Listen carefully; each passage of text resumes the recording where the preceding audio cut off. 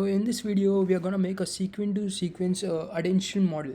The use case which we are gonna do today is neural machine translation. So basically, we are gonna make a English to Spanish translator. Which so if you don't know, if you are new to attention, and attention is basically encoder and a decoder. So what we are gonna do over here is we'll pass English text to the encoder, and then the encoder will take out all the features from the English text and it will pass it to a decoder. Now the real attention comes inside decoder, where it will relate a word with all the other words in the same sentence, and it will make meaning out of the sentence. Then from the decoder we get the result, which is a Spanish sentence. Now the architecture for this English to Spanish translator is very simple.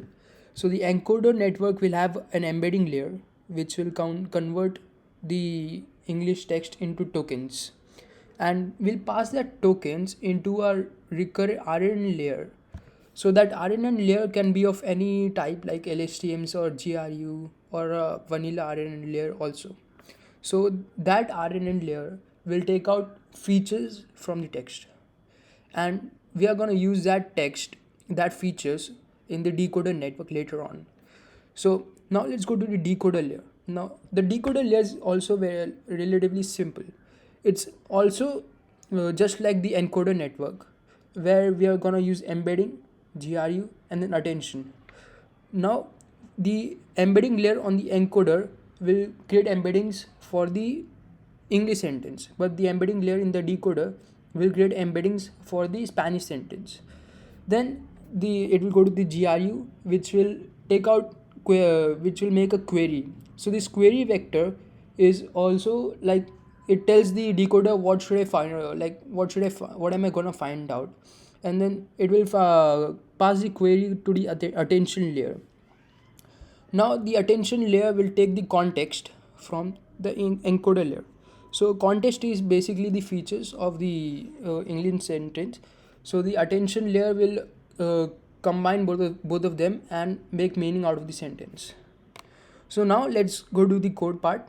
So now we are gonna install TensorFlow text and IONOPS. So IONOPS is basically a shape checker, because we are gonna have a lot of shapes moving here and there around. So we want to keep track of all those shapes.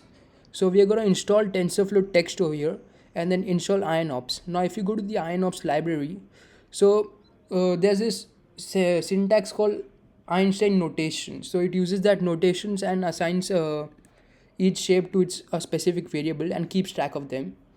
Now if you scroll down over here, we are gonna import numpy, import typing is all, for that types and all, and then if we import IONOPS, matplotlib.ticker for that animation that tells us the progress of it. Then we're gonna import TensorFlow, import TensorFlow underscore text. So this is basically a shape checker class where we use IONOPS to pass the shape. Now the main part comes over here when we get the data from the internet. So over here we are gonna get the data from Spanish to English dataset, and this is the part to the file over here. Then we're gonna load the data. We're gonna read it as a text file, and then we're gonna split lines. So we're gonna split every line, and because every line is in a pair, means there's a Spanish sentence and then there's an English sentence.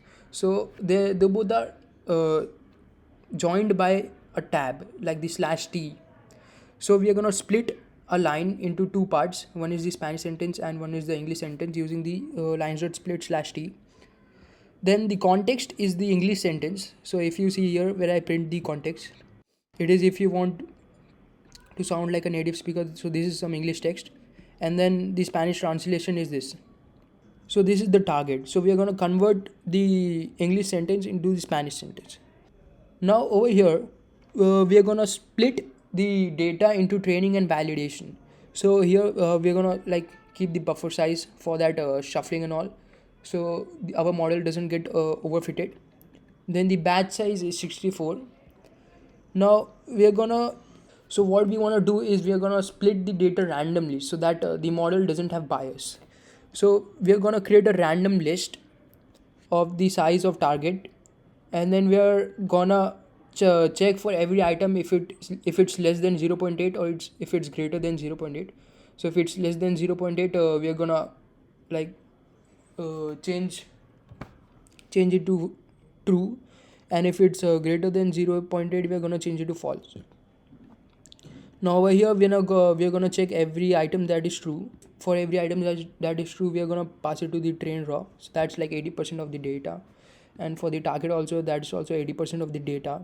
Now the context shape and the target shape is same because they both are from the same files. And then the validation is also like not is train. That means false. It will take all the falses and it will connect it with the real value in the context row and get it. So that's like 20% of the data. So that then we have all the data split into train raw and validation raw. Next, if you go down, we are gonna print a sample.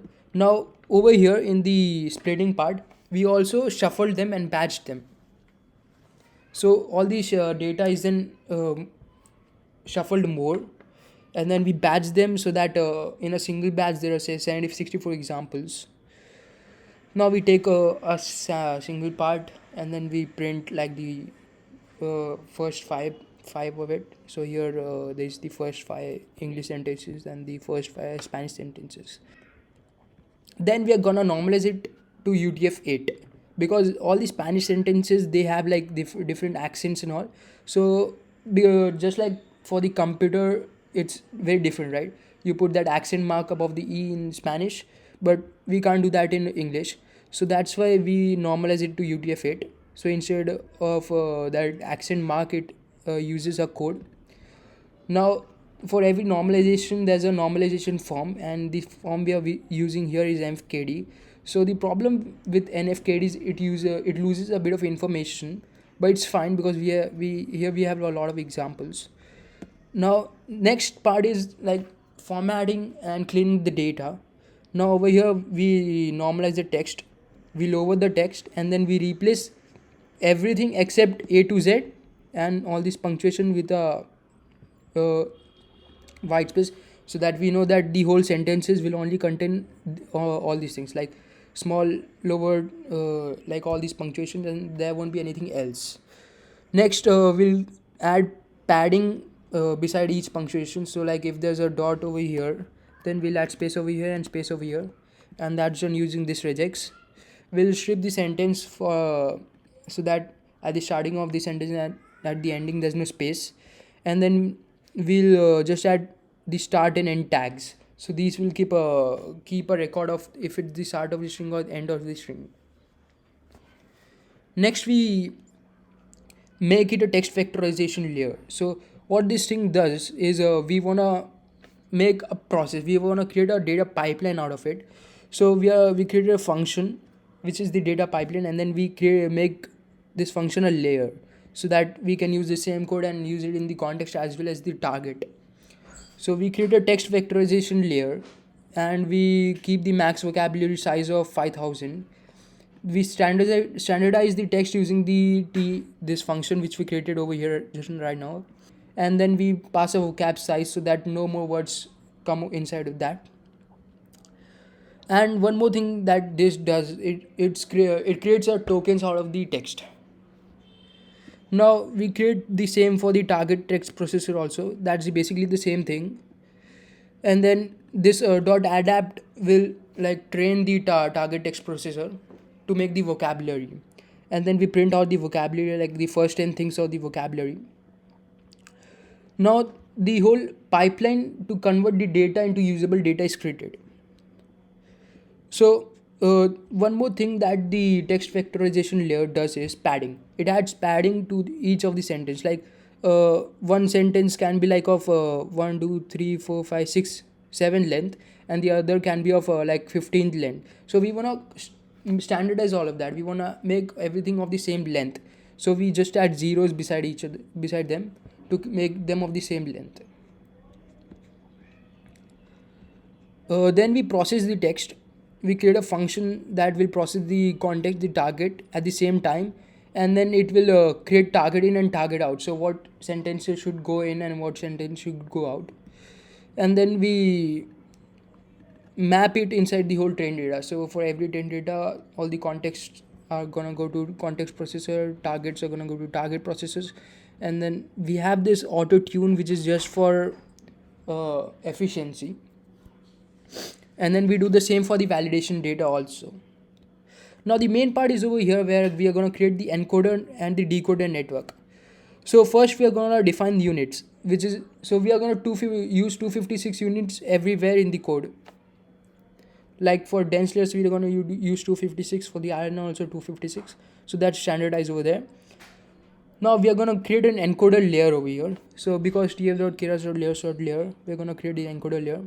So in the initialization, we specify the text processor, the vocab size and the units, so that we can use them in the encoding. Now here we're going to initialize the embedding layer. So the embedding takes inside a vocab size, units, and then mask 0. So what this mask 0 does is, it will because we padded it into zeros in the previous step. Now the mask 0 is going to remove the zeros so that the RNN does not get affected due to the zeros, because RNNs are very fragile and then they get affected due to small things also. So we are going to use mask 0 over here. Now next we are going to use an RNN layer. Over here we are going to use a bidirectional layer with GRU, but we can even use LSTM or vanilla RNN. It's just that GRU works best over here. So we are going to use return sequences, because we are going to use that sequences in the attention layer next. And for the recurrent initialization, we are going to use glow uniform, so that's just optional. Now we call it. So shape checker is used over here, where we are going to standardize all the shapes. So we create a variable batch s, which will keep track of the shapes. Then we are going to pass the input to the embedding layer, the RNN layer, and get the output. Now this output will be used in the cross attention layer, which will go to next. And this is the convert input, which just uses the text processors to convert the input. So when we are going to use inferencing, we are going to use convert input to convert our text into inputs and use the processors. Next we come to the cross attention layer. Now this is a separate layer which uses multi-head attention, but we are I have written this is a multi-head attention layer. So for the multi-head attention layer, we're gonna use the same units, 256 units, and the number of heads is gonna be 1 for simplicity. Next, for every multi-head attention, because there are gonna be longer and longer text, we are gonna use layer normalization, which will normalize every text after each layer.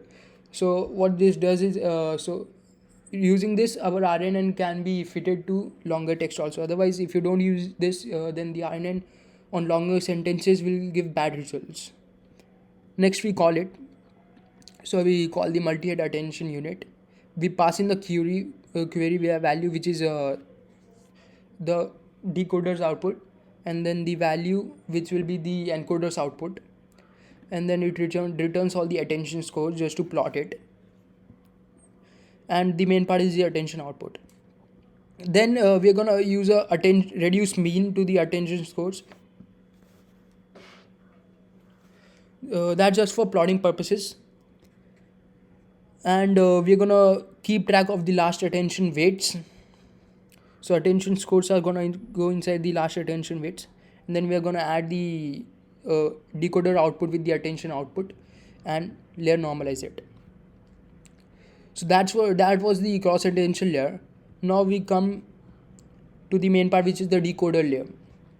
Now in the decoder layer, there's a text processor. So this text processor basically converts the Spanish sentences. So this is the target text processor, and we get the vocabulary size from it for the embedding layer. Then we have a string lookup over here. So if we want to convert the words to IDs, we'll use this string lookup and use the vocabulary and get the IDs. And for the ID to words, we're gonna do the same thing. Then we're just gonna pass invert equals to true, so that we get IDs instead of words. The start tokens is the start, and then we get the word word of like ID of it and the ID of end. So this is the start token and end token. Then the units is basically 256. Embedding is the embedding layer, vocab size and mask 0 just for the iron ends. For the iron end, we are going to use here also GRU, which returns the sequences and returns its state. So the state is also going to be used inside the attention layer. Next, we initialize the cross attention layer over here. Now the cross attention layer is used inside the decoder, not inside the encoder. The cross attention layer will combine the decoder's output and the encoder attention layer's output to give the real result. Then this is the output layer. Now we create a function over here which calls, which is called when the decoder is called. We have the embedding, the RNN and the attention. Now the output of the RNN is X and state, and we give the attention the X of this RNN, and the context will come from the encoder. So this context will come from the encoder, yeah. And then we keep track of the last attention weights, and we just basically output this logics. Now for debugging and plotting purposes, we'll return the state also. So then these are a few methods which we'll use in inferencing. So the initial state is like we initialize all the variables of the layer, and the tokens to text will use id to word and convert the text into tokens into text. And the get next token method will take a current token and predict the next token. So this is the main method used in inferencing, and this is the sample inferencing code over here. So we get the initial state and we get the current token, then we go over here and get the next token. So note this temperature parameter over here. Now what the temperature parameter does is it increases the creativity of the model, so that the model it basically adds some randomness to the sampling, so that the model won't give the same output every time. So initially it will be 0.0, but after the first output it will set it to 1, so that it adds a bit of sampling randomness to it.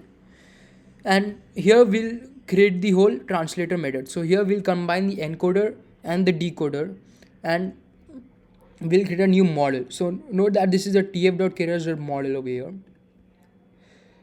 and this is the model made. Now we have different accuracies and different losses for it. So this is the mask loss, because we are using padding, so that's why we are going to use mask loss. And we are going to use sparse categorical entropy for it. Set the from logits equal to true, because we are returning logits, not basic prediction. Then if it's 0, then we are not going to do anything, and if it's not 0, then we are going to add it. So that's the mask. And this mask loss is from the paper, and the mask accuracy will basically use tf.argmax, so that it gets the best prediction. It will change the data type to it, to the y2 data type, and it will use the mask.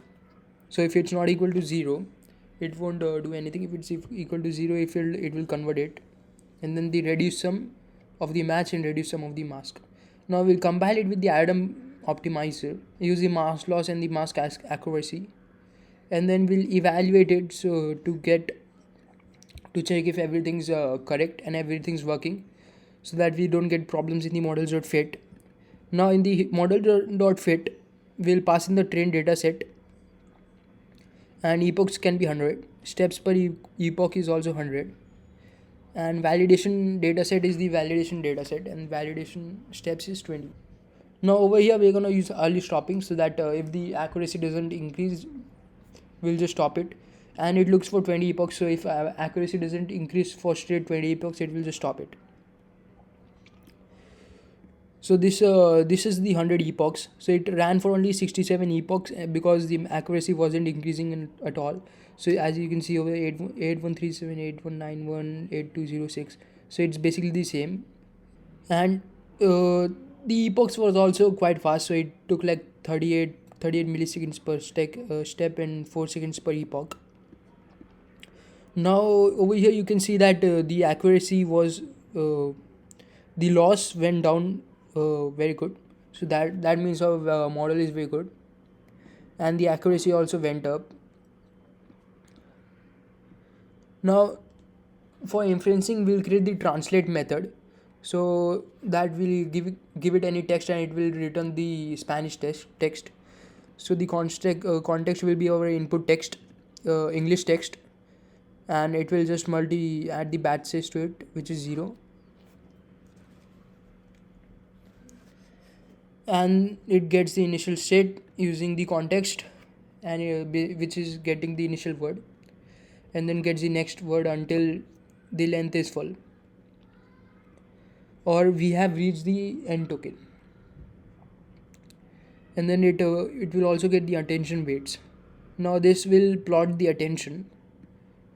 So for the example sentence, are you still at home, we get on eres todavía en casa. So R and on are similar attention, so it used R, and basically like that it generates a Spanish text, and this is a model working very good.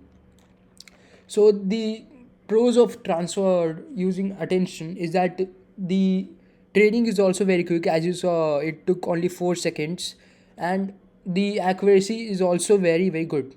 Because if you use a normal LSTM and a simple RNN layer, the accuracy is not that good. But using the attention, we get high accuracy using low power. So that was our attention sequence to sequence model done. Now what more you can do with this model? Now you can export the model like I did over here.